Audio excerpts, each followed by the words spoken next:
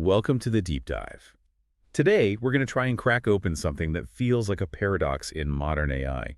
It's about how we train these huge, large language models. Right. You've got this two-stage process. First, this giant, really expensive pre-training phase. Where it just learns to predict the next word, basically. Exactly. Next token prediction. And then you have the fine-tuning stage. That's where it learns to be, helpful, polite, follow instructions, stay factual, the stuff that makes it actually useful. And I think, the natural assumption anyone would make is that the better you do in that first massive stage, the lower your error score, the better your starting point for making the model useful later on. It seems totally logical. A better foundation should lead to a better final product. That's the core of the puzzle. We measure that pre-training success with a metric called cross-entropy loss. It's basically a score for how well the model predicts the average next token. Mm-hmm. And for a long time, the field has really operated on this idea that lower cross-entropy is always the goal. Push that number down. But here's the twist. The research we're digging into today, drawing on some really recent findings, shows this surprising disconnect. Yeah, it's quite striking. What the studies show is that while just pouring more compute, more data into pre-training does generally help, it builds the model's underlying capacity, gives it potential. Okay, so scale still matters overall. Scale matters. But the specific metric we track, that cross-entropy loss number, it turns out it's not a reliable predictor of how well the model will actually perform after fine-tuning on specific tasks. Not reliable. Worse than that, actually. In some cases, particularly for certain key performance goals we care about downstream, the data suggests that pushing that cross-entropy loss lower and lower can actually be anti-correlated with final performance. Wait, hang on. Anti-correlated. You mean making the pre-training score better can make the final model worse? That's what some of the findings indicate. It's really quite shocking when you think about the resources involved. Millions, maybe billions, spent chasing a number that might actually be pointing you slightly in the wrong direction sometimes. It sounds completely backwards, I know, but it suggests we might have been fundamentally misunderstanding what quality signal we should be optimizing for in that first phase. So our mission in this deep dive is to really unpack that relationship. What is the connection between pre-training and downstream success, if not just that simple loss score? And we'll introduce a different way to think about it, a potentially superior metric suggested by the research, the coverage profile. Okay, let's start with the old way. Yeah. Why is cross-entropy loss, or KL divergence as it's sometimes called, failing us here? What's the flaw? Well, the standard objective, cross-entropy or KL, it's designed to measure how well the model's predicted probability distribution matches the average case of the real data distribution. It's optimizing for the mean. So it's trying to be generally correct across the board, looking at everything all at once. Exactly. It wants to minimize the average error over all possible next tokens, all possible situations. Okay. But here's the core limitation. This is maybe the first big aha moment from the research. Most of the time, when we want something really useful from an LLM, we're not looking for the average answer. Right. If I ask for code, I don't want the average of all possible code snippets. I want the one that works perfectly. Precisely. Or complex legal analysis, or a creative story. You want a specific, high-quality output. And this is why techniques like best-of-n sampling or BON have become so important in practice, especially for alignment. Remind us what best of n is again. Sure. You basically ask the model for, say, n different responses to the same prompt. Maybe n is 5, maybe it's 50. Then you have some way, maybe another model or human feedback, to pick the best one out of that batch. So success isn't about the average quality of all n responses. It's about whether at least one of them was excellent. Exactly. And that shifts the focus entirely. Success hinges on whether the pre-trained model assigned enough probability to that rare, high-quality response to make it likely to appear in your n samples. Oh, okay. So if cross-entropy is optimizing the average quality of the whole distribution, it's like optimizing the weight of the entire haystack. But what we actually need for best of n is just to know the model puts some probability, maybe even a small amount, on the needle. That's a perfect analogy. Those really good targeted answers are often rare. They live out in the tail of the probability distribution. Cross-entropy, because it's focused on the average error across the whole thing, can be pretty insensitive to what's happening way out in that tail. It might drive down the average error by making common predictions slightly better while accidentally reducing the already small probability assigned to those crucial needle responses. That's the risk. It doesn't guarantee that the probability mass on the tail, where the needles are, is sufficient for techniques like best of n to work reliably. That makes intuitive sense. But the sources also highlight a more technical problem, something about scaling with sequence length. Let's talk about What? dollars. Right, dollars. Think about it as the sequence length, or the horizon. How long is the text we're dealing with? A short answer has a small dollars, a long essay, or a big block of code has a large dollars. Right. The math behind cross-entropy, or KL divergence, shows that for standard models, this loss value tends to grow linearly with dollars. Longer sequences naturally have higher loss just because there are more tokens to predict. So what's the problem with that?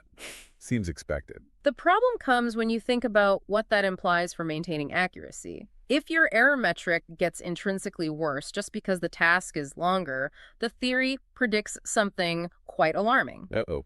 It predicts that the amount of computational effort you need at test time specifically, the number of samples dollars you'd need to draw in best of n, has to increase exponentially with the sequence length dollars just to keep the same level of quality. Exponentially. So if I want the model to write something twice as long, I might need like thousands of times more samples to be sure I get a good one. That's the theoretical prediction based on KL divergence.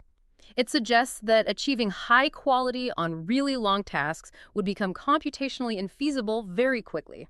Scaling long-form reasoning would be a nightmare. That sounds bad. But does it actually happen in practice? Well, this is the really surprising empirical finding. The researchers measured things, and they found that yes, the KL divergence does scale linearly with dollars, just like the math predicts. No surprise there. Okay.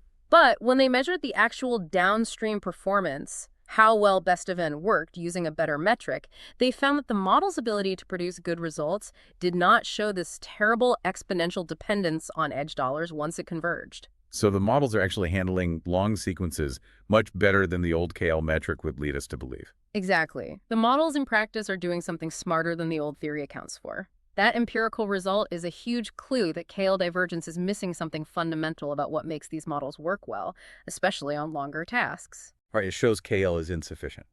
Okay, so let's pivot to the solution proposed in the research. If the mean, the KL divergence, is misleading and gets tripped up by things like sequence length, We need a metric that's focused on finding that needle in the haystack, sensitive to the tail. enter the coverage profile. Can you break that down for us? Sure. The coverage profile, they denote it Texicamena, is designed specifically for this. At its core, it measures the probability mass that the pre-trained model, let's call it HAP, places on the set of high-quality responses defined by the true data distribution, particle. Okay, probability mass on good stuff. And the dollar. The dollar is crucial. It explicitly incorporates the best of n sampling budget. So TextPaba tells you the probability that at least one of the top dollar samples drawn from your model will be one of these high-quality responses. So high coverage at, say, N10 means you're very likely to get a good answer within 10 tries.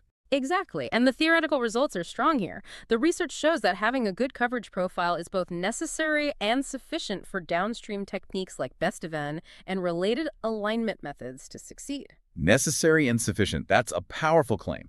It sounds like the thing we should be measuring. It certainly seems much more aligned with the goal of finding high-quality outputs within a budget. So if KL divergence was the mean, how is coverage mathematically different? Can you give us the intuition without getting lost in the equations? Let's try. Think about that log density ratio. Again, it measures how off the model's prediction is for any given response. KL divergence calculates the average of that offness across all possible responses. Right, the mean error. Coverage, instead, looks at the cumulative distribution function, the CDF, of that same ratio. Forget the average for a second. The CDF asks, what fraction of the total probability mass is assigned to responses that are off by less than a certain amount? Or, more relevantly, how much mass is on responses that are really good, very low offness?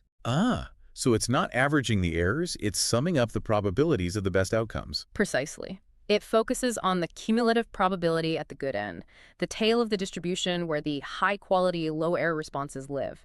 It's fundamentally asking a different question than KL divergence. Less, how wrong is it on average? And more, what's the total chance it gets something really right within my budget N? That's a great way to put it. It directly measures the model's preparedness to generate excellence, given a certain sampling effort, no dollar. Okay, this is starting to click. But here's the part I find really fascinating. We're not saying throw out next token prediction. The research introduces this idea, the coverage principle. which suggests the standard training is actually sneakily optimizing for coverage anyway. Yes, this is a key insight. Even though the explicit objective function is minimizing KL divergence, the mean error, the actual training process using massive data sets, specific architectures like transformers, gradient descent seems to have an implicit bias. It tends to push the model towards learning a structure that also happens to have good coverage. So the model is chasing the wrong score, KL. But the mechanics of the chase somehow lead it to improve the right score coverage in the background. That's the argument. The process of learning to predict the next token well, on average, forces the model to learn representations and probabilities that inherently capture the structure of high-quality alternative responses needed for downstream tasks. It's an inductive bias of the training process itself. And why is that implicit optimization so powerful? What's the benefit over, say, trying to optimize coverage directly? The main benefit highlighted is faster generalization and robustness. The analysis suggests that optimizing for coverage implicitly avoids that problematic dependence on sequence length that plagues KL divergence. So that's why the models perform better on long sequences than the KL theory predicts. The implicit coverage optimization isn't penalized by dollars in the same way. Exactly. The next token prediction objective, despite its flaws as a direct measure, seems to have this built-in tendency to find models that generalize well in terms of coverage, independent of sequence length. It explains the empirical observation we discussed earlier. It's learning not just the most likely next word, but a whole landscape of possibilities structured in a way that makes finding the best path feasible, given enough tries. That's the core idea of the specific inductive bias identified in the source material. It's learning a useful structure of alternatives. Okay, this is a big shift in perspective. So if we accept this, if we stop obsessing only over the lowest KL loss and start thinking about ensuring good coverage, what does this mean for actually training LLMs? What practical changes or interventions does this suggest? This is where it gets very practical for people building these models. The shift towards coverage opens up several avenues for improvement. Let's talk about checkpoint selection first. Picking which version of the model to save and use after pre-training. Right. As we discussed, using the lowest KL loss checkpoint can sometimes lead you astray. You might pick a model that's good on average, but poor at generating those crucial rare outputs. It can be anti-correlated. You pick the model that minimized the average hay weight, but accidentally threw out the needle. Exactly. So the research proposes using tournament procedures for validation instead. Imagine you have a few candidate checkpoints, maybe 5 or 10. Okay. Instead of just picking the one with the lowest KL loss, you run a mini tournament. You estimate the coverage profile of each model relative to the others. The goal is to select the model that minimizes the maximum empirical coverage loss against any other model in the set. Oh, hold on. Minimize the maximum loss against others. So you're picking the model that is least likely to be significantly worse than any competitor on the coverage metric. That's the idea. It's a robust, sort of risk-averse approach. You're not just looking for the best average, you're ensuring you don't pick a model that has a catastrophic failure in coverage compared to its peers, especially concerning the tail behavior relevant to the sampling budget, not a dollar. That's a really different way to validate. Very interesting. What about the optimization process itself, like the algorithms we use, stochastic gradient descent, SGD? Good question. It turns out that vanilla SGD, the standard workhorse, when analyzed through the lens of coverage, still suffers from that problematic dependence on sequence length dollars. Training gets less efficient or potentially unstable as sequences get longer. So the dollar problem creeps back in during optimization. With vanilla SGD, yes. But the research offers solutions here too, based on gradient normalization. This involves modifying the SGD update rule, similar in spirit to what algorithms like Atom do, but specifically derived from the coverage analysis. Normalizing the gradients. How does that help? By carefully normalizing the updates, the theory shows you can achieve convergence rates for coverage that are horizon independent. Horizon independent, meaning you've broken that link. The training speed for coverage doesn't degrade just because the sequence length gets bigger. Exactly. It effectively eliminates that scaling penalty associated with sequence length, allowing the model to learn good coverage properties for long, complex sequences much more efficiently.